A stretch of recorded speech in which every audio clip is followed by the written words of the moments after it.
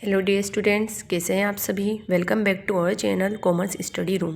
Students, आज की इस वीडियो में हम अकाउंट के एक बहुत ही इंपॉर्टेंट टॉपिक पर बात करने वाले हैं और उस टॉपिक का नाम है ट्रायल बैलेंस का फॉर्मेट। यस स्टूडेंट्स, यह टॉपिक इतना इम्पोर्टेंट होता है कि ये अकाउंट के बोर्ड एग्ज़ाम में हर साल 6 से 8 मार्क्स का आता ही आता है। तो बस अगर आपको ट्रायल बैलेंस का फॉर्मेट समझ नहीं आ रहा है या फिर डेबिट और क्रेडिट करने में प्रॉब्लम हो रही है तो आज की ये वीडियो आपके लिए गेम चेंजर होने वाली है, क्योंकि आज की इस वीडियो में मैं आपको ट्रायल बैलेंस का फॉर्मेट इतनी इजी तरीके से बताऊंगी कि आप एग्ज़ाम में कभी भी मिस्टेक नहीं करोगे। लेकिन इसके लिए ये ज़रूरी है कि आप इस वीडियो को लास्ट तक देखें, क्योंकि वीडियो के लास्ट में मैं आपको एक एग्ज़ाम ट्रिक भी बताऊंगी।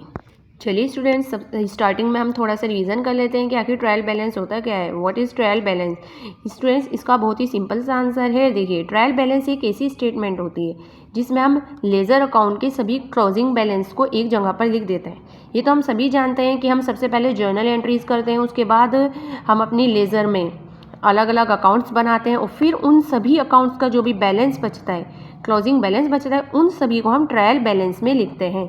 लेकिन इसका क्या पर्पज़ होता है? देखिए, हमें ये भी तो देखना होता है कि हम ट्रायल बैलेंस बनाते क्यों हैं। इसका क्या पर्पज़ है? इसका पर्पज़ होता है हम अपना डेबिट और क्रेडिट मैच करना, और हमने जो भी अमाउंट्स लिखी हैं, बैलेंस बनाए हैं, अकाउंट्स बनाए हैं, वो सभी चेक किए जाते हैं कि वो हमने करेक्ट किए हैं या नहीं किए हैं। अगर एग्जाम्स में आपसे वेरी शॉर्ट में भी ये पूछ लिया जाए कि ट्रायल बैलेंस क्या होता है, आप उसमें सिर्फ इतना ही डायग्राम बना दो तो भी आपको फुल मार्क्स मिल जाएंगे। चलिए, इसके बाद आते हैं हम ट्रायल बैलेंस के फॉर्मेट पर।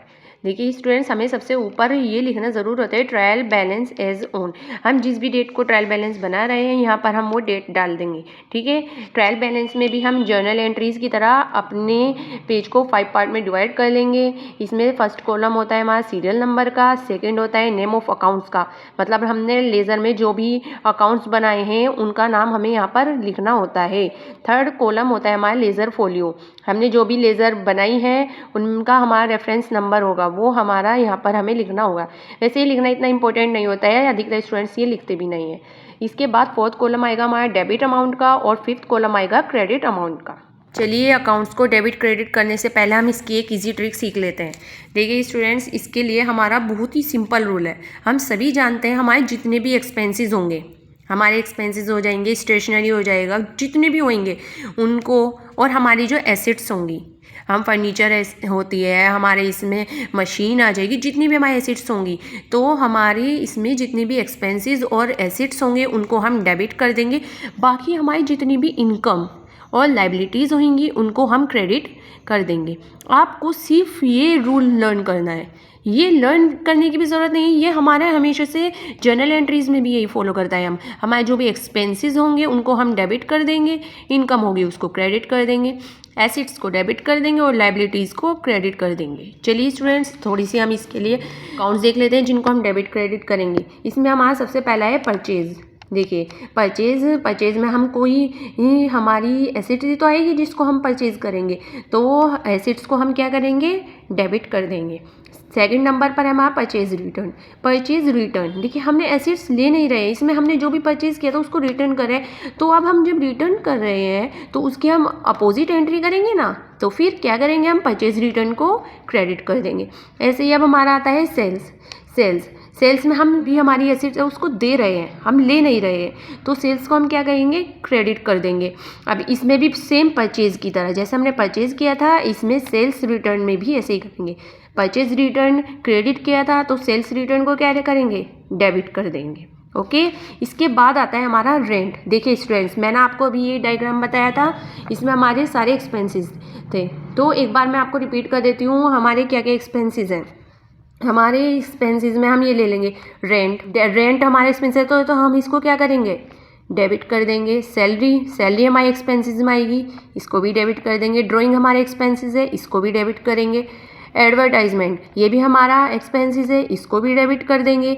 Veggies, stationery, depreciation, interest on loan, repair and maintenance, ये सभी हमारे एक्सपेंसेस हैं, तो इनको हम क्या कर देंगे, डेबिट कर देंगे, क्योंकि हमने अपने रूल में यही सीखा है ना अभी कि हमारे जो भी एक्सपेंसेस होंगे उनको हम डेबिट कर देंगे। बस स्टूडेंट्स आपको इतना समझना है कि हमारे इन अकाउंट्स में क्या चीज़ हमारी एक्सपेंसेस है, क्या इनकम है और क्या एसेट्स है, क्या लाइबिलिटीज़ है। बस अगर आपको इतना लर्न हो गया तो आप ट्रायल बैलेंस को बहुत ही आसानी से कर लोगे। ठीक है, बस देखिए ये हमारे जितने भी एक्सपेंसेस थे हमने इनको डेबिट कर दिया है। अब एक्सपेंसेस के बाद हमारी क्या है, सेकंड नंबर पर इनकम है। चलिए इनकम का एग्जांपल मैं आपको दे देती हूँ। अब हमारी कमीशन रिसीव हुआ है, यह हमें इनकम हुई है, कमीशन मिला है, तो ये हमारी इनकम है, इसको हम क्या करेंगे, क्रेडिट कर देंगे। इसके बाद इंटरेस्ट ऑन इन्वेस्टमेंट, देखिए स्टूडेंट हमने कहीं पर इन्वेस्टमेंट किया था और उस पर फिर हमें इंटरेस्ट आ रहा है, मतलब इंटरेस्ट मिल रहा है, तो वो हमें रिसीव हो रहा है, हमारी इनकम हो रही है ना, तो इसको हम क्या करेंगे, क्रेडिट कर देंगे। ठीक है, इसके बाद है हमारा डिस्काउंट रिसीव, डिस्काउंट भी हमें रिसीव हो रहा है, ये देखिए रिसीव दिया हुआ है। अगर डिस्काउंट हम देते किसी को, मतलब हमने अपना सेल किया और उस पर डिस्काउंट दे दिया है, तो वो हमारे डेबिट में चला जाता है, क्योंकि वो हमारे एक्सपेंस में ही माना जाता है, क्योंकि हम देते। ठीक है, लेकिन यहाँ पर हमें रिसीव हुआ है, तो यहाँ पर हम क्या करेंगे, क्रेडिट कर देंगे, क्योंकि हमें डिस्काउंट रिसीव हुआ है। ये कुछ हमारे इनकम के एग्जाम्पल थे जो मैंने आपको बताया अभी, तो बस ये हमारे सारी इनकम है, इसलिए हम इनको क्रेडिट कर देंगे। चलिए स्टूडेंट्स, इसके बाद थर्ड नंबर पर क्या आता है, हमारा एसेट्स। ठीक है, एसेट्स को देख लेते हैं अब हमारे एसेट्स में क्या क्या आता है। एसेट्स में हमारे डेप्टर्स, डेप्टर्स हमारे एसेट्स में आते हैं, तो इसको हम क्या करेंगे, डेबिट। ठीक है, फर्नीचर, फर्नीचर भी हमारी एसेट्स है, मशीनरी भी, कैश भी हमारे एसेट्स है, इन्वेस्टमेंट भी हमारा एसेट्स है, पेटेंट्स भी हमारे एसेट्स है, इक्विपमेंट्स, हमारे जितने भी सारे इक्विपमेंट्स हैं, टूल्स हैं, वो सारे एसेट्स हैं। तो हमने रूल में अभी क्या सीखा है, जो भी हमारी एसेट्स होगी उसको हम क्या करेंगे, डेबिट। ठीक है, जितनी भी हमारी एसेट्स होंगी उनको हम डेबिट कर देंगे। ओके स्टूडेंट्स, इसके बाद हम फोर्थ नंबर पर हमारा आता है लाइबिलिटीज़। ठीक है, एसेट्स हो गई, ये हमारी सारी एसेट्स है। वैसे स्टूडेंट्स आप इन सभी ये जो जितने मैंने आपको अकाउंट्स बताए हैं, एक्सपेंसेस, इनकम, एसेट्स, इनको आप फिर भी एक बार अच्छे से लर्न कर लेना। ठीक है, तो आपको फिर बिल्कुल भी दिक्कत नहीं होगी, आपको सिर्फ ये 4 चीज़ें याद करनी होंगी इसमें कि हमारे जो भी एक्सपेंसेस होंगे, इनकम होगी और एसेट्स होंगी, लाइबिलिटीज़ होंगी, इनमें आप खुद डिवाइड करके बस ये रूल फॉलो कर देना। तो हमारे जितने भी ये एक्सपेंसेस और एसेट्स हैं वो डेबिट कर देना, इनकम और लाइबिलिटीज़ हैं उनको क्रेडिट कर देना। ठीक है, इसके बाद लास्ट ऑप्शन है हमारा लाइबिलिटीज़, लास्ट है हमारा लाइबिलिटीज़। तो लाइबिलिटीज़ में हम क्या कहेंगे, लाइबिलिटी में हमारा देखिए ये आ जाएगा, हमारी लाइबिलिटी में के कुछ एग्जांपल मैं दे रही हूँ आपको। देखिए क्रेडिटर्स हमारी लाइबिलिटी होती है, कैपिटल होती है, बैंक ओवरड्राफ्ट और आउटस्टैंडिंग रेंट। ठीक है, आउटस्टैंडिंग रेंट के ऊपर क्वेश्चन भी पूछ लिया जाता है, outstanding, what is outstanding rent, या फिर सैलरी, कुछ भी पूछ लेंगे, वो आउटस्टैंडिंग, इसके ऊपर भी बहुत क्वेश्चन बनता है, तो इसको भी आप अच्छे से समझ लेना। आउटस्टैंडिंग हमारे इतना होता है, मतलब हम सर्विस ले लिए लेकिन उसके लिए हमने पेमेंट नहीं की है, वो अभी आउटस्टैंडिंग है। रेंट, हम किसी के यहाँ रेंट पर रह रहे हैं, पर हम उसको जो भी हम उसकी पेमेंट करेंगे वो हम लास्ट में करेंगे, तो ये हमारा आउटस्टैंडिंग रेंट है। ठीक है, चलिए स्टूडेंट्स, ये हमारी सारी एक्सपेंसेस, इनकम, एसेट्स और लाइबिलिटीज़ की जो मैंने आपको एग्जांपल्स के अकॉर्डिंग बताई हैं, इनको आप एक बार अच्छे से लर्न भी कर लेना। ओके, अब मैं आपको एग्ज़ाम के लिए एक बहुत ही इजी ट्रिक बता रही हूँ। ठीक है, ये ट्रिक आपके लिए बिल्कुल एक गोल्डन रूल की तरह काम करेगी।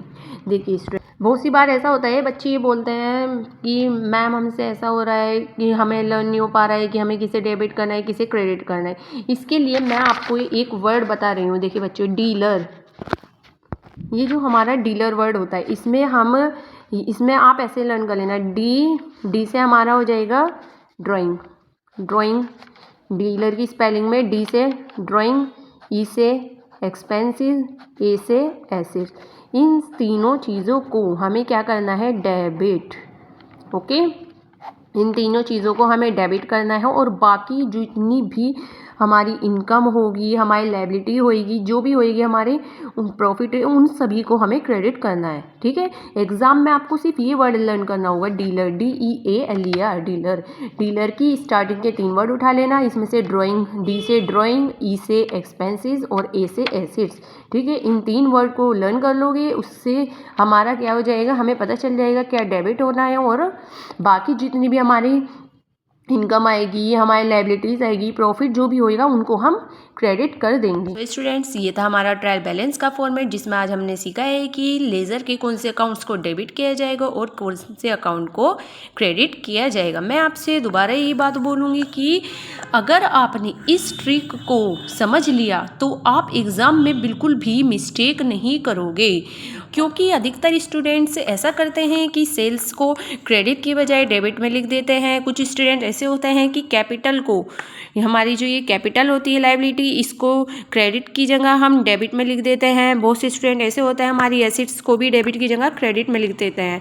तो बस अगर आप चाहते हो कि आपको ट्रायल बैलेंस के क्वेश्चन पर या फिर इसके फॉर्मेट पर फुल मार्क्स मिले, तो आप इन मिस्टेक्स को बहुत ही ज़्यादा ध्यान में रखना, क्योंकि ये हमारा एक ऐसा टॉपिक होता है जो अकाउंट्स के लिए बहुत इंपॉर्टेंट होता है। इसके लिए काफ़ी सारे वेरी शॉर्ट क्वेश्चन भी बनते हैं। जैसे मैंने आपको इसका मीनिंग बताया, आपसे ये भी पूछा जाएगा कि व्हाट इज़ ट्रायल बैलेंस क्या होता है, या व्हाट इज़ इट्स पर्पज़, इसके क्या पर्पज़ होते हैं।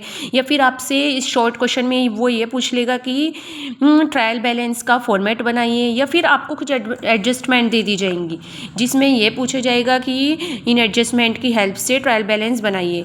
और स्टूडेंट्स ने ये तो सीख लिया है कि हमें कौन सा अकाउंट डेबिट करना होता है, कौन सा क्रेडिट करना होता है, क्योंकि हमें हर बार लेज़र की हेल्प से ट्रायल बैलेंस बनाने को नहीं दिया जाएगा। हमें एडजस्टमेंट भी दे दी जाएंगी एग्जाम में, जिनकी अकॉर्डिंग हमें खुद डेबिट और क्रेडिट करना होगा अमाउंट्स को। और फिर लास्ट में जब आप इसको कंप्लीट कर लेंगे, हमें नीचे इसमें टोटल करना होता है। और ये बात हमेशा याद रखना, हमारे ट्रायल बैलेंस की डेबिट साइड और क्रेडिट साइड का टोटल हमेशा मैच होना चाहिए। अगर इधर 3000 है तो इधर भी 3000 होंगे, इधर 3 लाख है तो इधर भी 3 लाख होंगे। मतलब जो भी अमाउंट हमारे डेबिट में आएगी वही हमारे क्रेडिट कॉलम में आनी चाहिए। बहुत सी बार स्टूडेंट्स ऐसा भी हो जाता है कि हमारे डेबिट साइड और क्रेडिट साइड का टोटल मैच होने के बाद भी हमारे ट्रायल बैलेंस में मिस्टेक होती है। तो आप सिर्फ इसके टोटल पर ही डिपेंड नहीं रहिए कि आपका टोटल मैच हो गया है तो आपका क्वेश्चन सही है। आप सिर्फ इससे तभी बच सकते हो जबकि आप इस इजी ट्रिक को लर्न कर लें कि हमारे एक्सपेंसेस और हमारे एसेट्स डेबिट हो जाएंगी, इनकम और लायबिलिटीज़ क्रेडिट हो जाएगी, जिसका मैंने एक शॉर्टकट फॉर्म भी बताया है जो बहुत ही ईजी ट्रिक है। इसमें आप डीलर वर्ड को याद कर लेना है, डी से ड्राइंग, ई से एक्सपेंसेस, ए से एसेट्स। ठीक है, ये तीनों हमारे डेबिट साइड होंगे, बाकी सभी हमारी income, profit, liabilities credit side हो जाएंगे। स्टूडेंट्स, अगर आप अकाउंट्स के और इंपॉर्टेंट टॉपिक्स जानना चाहते हो तो चैनल को सब्सक्राइब करना ना भूलें, क्योंकि मैं आगे की वीडियोज़ में आपको कुछ और इतनी इंपॉर्टेंट टॉपिक्स बताऊंगी जो हमारे बोर्ड एग्जाम्स में हर साल आते ही आते हैं। ओके, नेक्स्ट वीडियो में हम ट्रायल बैलेंस का प्रैक्टिकल क्वेश्चन करेंगे स्टेप बाय स्टेप। ओके।